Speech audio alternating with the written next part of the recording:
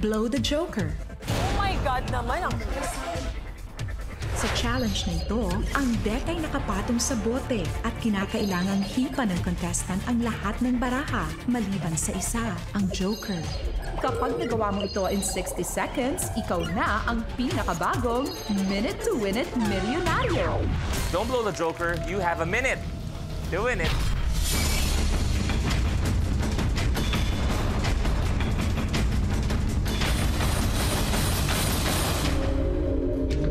The game begins in 3, 2, 1. Go, go, go!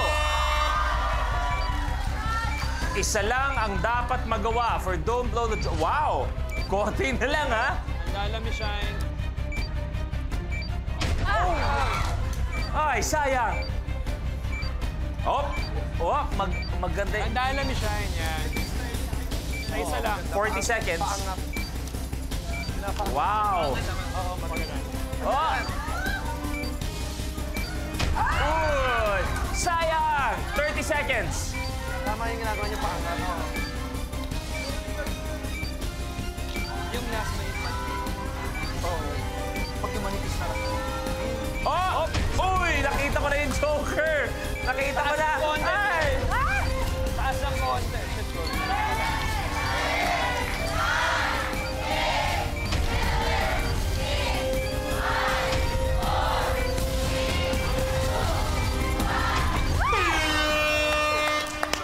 Sunshine, your game is over.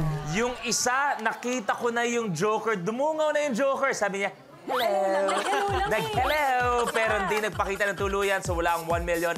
Pero si Miss Shine ay meron pa rin 50,000 pesos. And we will see her again. Congratulations. Sa lahat ng players, samahan niyo na kami dito, please. At gusto namin mag-thank you sa lahat ng mga tumutok, nakisaya sa atin ngayong araw at makikilala na natin ang huling kabarangay na hamon at laban para sa tsansang manalo ng 1 million pesos. At syempre, i-welcome din natin sa 60-second circle ang celebrity player na susubok sa galing dito sa Minute to Win It Challenges. All that and more, you're pa dito lang sa favorite kakulitan ng buong bayan paghapon. Ito ang Minute to Win It, Last Man Standing.